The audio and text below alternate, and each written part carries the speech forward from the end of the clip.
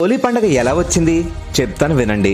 ఓసారి శ్రీకృష్ణుడు తన చిన్నతనంలో తల్లి యశోదాదేవి దగ్గరికి వెళ్లి, నేను నీలిరంగులోనూ రాధ తెల్లగానూ ఎందుకు ఉంది అని, తాను రాధలాగా అవ్వాలి అంటే ఏం చెయ్యాలి అని అడిగాడు. అందుకు యశోదాదేవి చిన్నగా నవ్వి, నువ్వు రాధలాగా మారడం ఎందుకు, రాధనే నీలా మార్చేస్తే సరి అని నీలం రంగుని శ్రీకృష్ణుడికి ఇచ్చింది. దాంతో శ్రీకృష్ణుడు రాధాదేవికి నీలం రంగును పూయడంతో అది చూసి కృష్ణుడి స్నేహితులు కూడా రంగులు పూసుకోవడం మొదలుపెట్టారు. అది చూసి బృందావనంలోని ప్రజలంతా రంగులు పూసుకోవడం మొదలుపెట్టారు.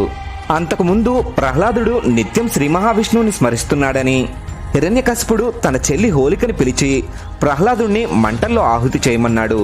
హోలిక ప్రహ్లాదుణ్ణి ఒళ్ళో పెట్టుకుని మంటల్లో దూకుతుంది. కానీ విష్ణుమాయ వల్ల ప్రహ్లాదుడు బయటపడగా హోలిక ఆ మంటల్లో కాలిపోయింది.